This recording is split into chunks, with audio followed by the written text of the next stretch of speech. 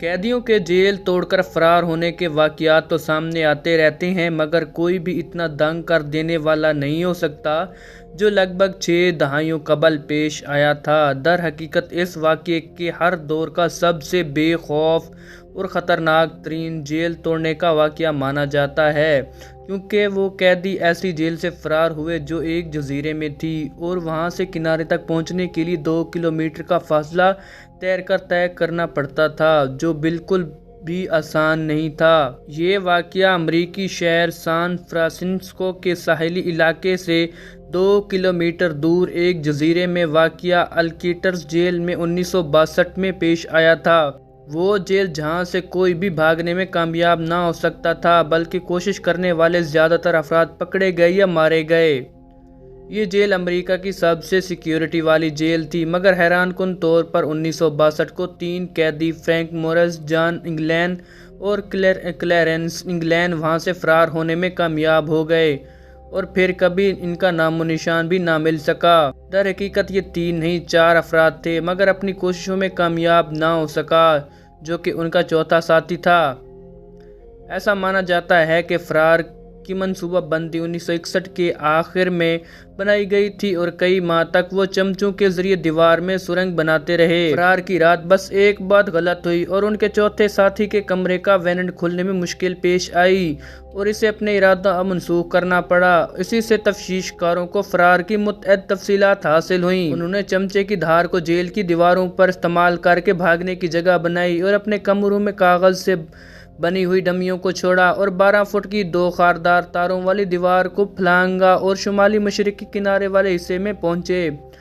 وہاں انہوں نے 50 رین کوٹ کے مجموعے سے بنے ورافٹ کو پھیلایا اور رات 10 بجے گہری دھند میں پانی میں چلے گئے۔ اس کے بعد کبھی کسی کو نظر نہ آئے، جبکہ 1963 میں جیل کو ختم کر کے سیاہی مقام بنا دیا گیا، جہاں آج بھی وہ کمرہ سب سے زیادہ توجہ کا مرکز ہے جہاں سے یہ قیدی فرار ہوئے تھے۔ نیو یارک ٹائم کے مطابق فرینک مورس فرار ہونے والے افراد کا ماسٹر مائنڈ تھا اور بہت ذہین انسان تھا جس کا آئی کیو لیول 133 تھا۔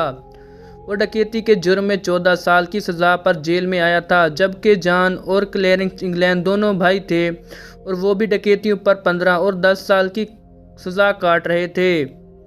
در حقیقت جیل سے فرار ہونا تو ایسا خاص نہیں، مگر اس کے بعد جو ہوا وہ دہائیوں سے تاریخ دانوں کے ذہن کو چکرا رہا ہے۔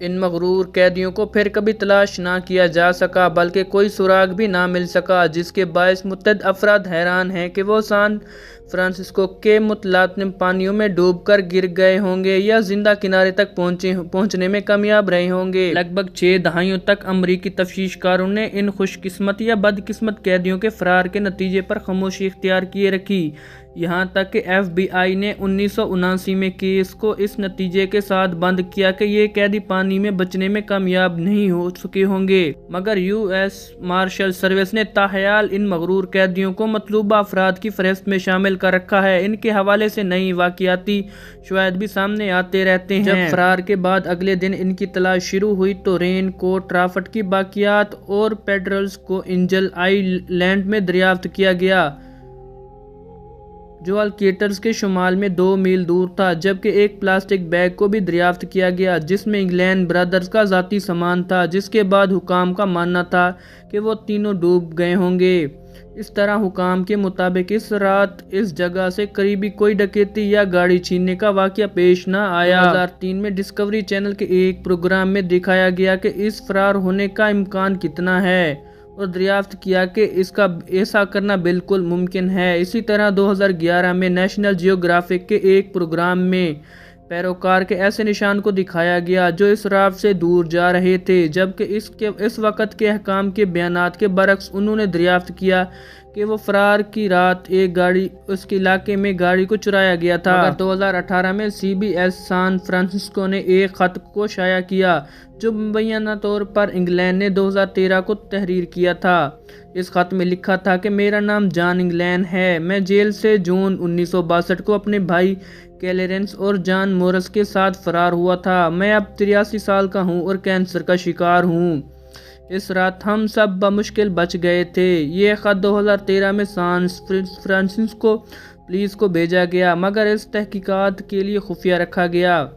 FBI کی لیبارٹری میں اس پر انگلیوں کے نشانات اور DNA کا تجزیہ کیا گیا، جبکہ لکھائی کا موازنہ بھی کیا گیا۔ رپورٹ میں ایک سیکیورٹی تجزیہ کار نے کہا کہ تو اس کا مطلب ہاں بھی ہے اور نہ بھی ہے، یعنی کچھ بھی واضح نہیں۔ اس خط میں بتایا گیا کہ باقی دونوں مجرم 2005 اور 2008 کو ہلاک ہو گئے تھے، جبکہ جان نے پیشگوئی کی کہ اگر حکام کی جانب سے ٹی وی اعلان کیا جائے کہ اسے صرف 1 سال قید کی سزا سنائی جائے گی جس میں علاج بھی شامل ہو، تو میں بتاؤں گا کہ میں کہاں ہوں، یہ کوئی مذاق نہیں۔ مگر FBI نے کچھ ایسا نہ کیا بلکہ خط کو ہی چھپا لیا۔ 2015 میں ہسٹری چینل نے دونوں بھائیوں کی ایک مبینہ تصویر جاری کی جو ان کے فرار ہونے کے 13 دن بعد برازیل میں لی گئی تھی۔ جان اور کیلرنس کے بھانجے ڈیوڈ نے CBI سے بات کرتے ہوئے کہا کہ میری نانی کو ان کے فرار برسوں تک گلا ملتے رہے۔ اگر جان انگلینڈ ابھی بھی زندہ ہوگا تو اس کی عمر 90 سال کے قریب ہوگی، مگر اس خط کے بعد اس کے بارے میں کچھ سامنے نہ آیا۔ مگر حکام نے ان سب واقعاتی شواہد کو افواہیں قرار دیا اور CBS سے بات کرتے ہوئے ایس مارشل کی تفتیش کاروں نے کہا کہ ان سب کی کوئی حقیقت نہیں، بلکہ یہ خط ایک افواہ ہے جو کسی نے دھوکے کے مقصد کے لیے تیار کیا تھا تاکہ وفاقی اور مقامی انتظامیہ کو شرمندگی محسوس ہو۔ ویسے یہ واقعہ اتنا مشہور ہوا تھا کہ 1979 میں اس پر ایک فلم اسکیپ فرام الکیٹرز بھی بنائی گئی تھی۔ یہ فلم اسی نام سے 1963 میں شائع ہونے والی کتاب پر مبنی تھی۔ اس فلم میں دکھایا گیا کہ یہ قیدی اپنے منصوبے میں کامیاب رہتے ہیں۔